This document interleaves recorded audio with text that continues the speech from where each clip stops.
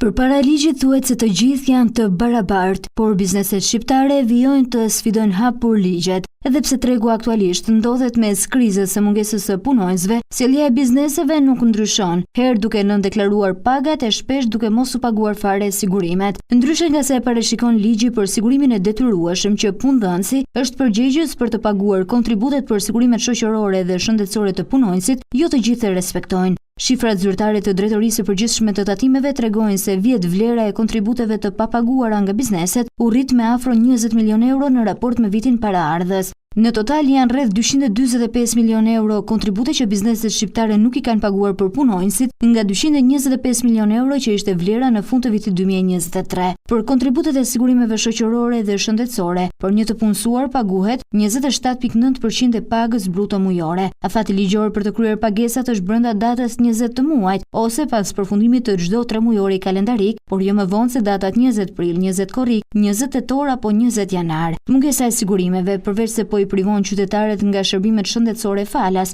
nga ana tjetër edhe i varfëron të ardhmen qytetarëve, pasi ka ndikim direkt në vlerën e pensionit. Për të përfituar pension duhet të kesh minimalisht 15 vite pune të siguruara, ndërsa për të marrë pagesën e plot, sot duhet të kesh 38 vite 8 muaj punë dhe do të rritet gradualisht deri në 40 vite punë brenda 2029-s. Për shkak të mungesës së pagesës së sigurimeve që automatikisht ul vitet e punës, sot mbi 50% e pensionistëve marrin pagesë të pjesshme. Dëmi tjetër po ju vjen nga nën deklarimi i pagave, që ka sjell më pak sigurime të paguara për punonjësit e përpasoj pension më të ulët. Kjo situatë me mos deklarimin e pagave apo mos pagesën e sigurimeve vjen në një kohë kur nga tetori i vitit të kaluar nisi një fushat anti-informalitet, ku identifikuan mbi 143.000 punonjës me paga të nëndeklaruara nga bizneset, nga industria përpunuese deri tek mediat, ndërsa kontrollet vijojnë edhe këtë vit të përqendruara në turizëm, ndërtime e tregti.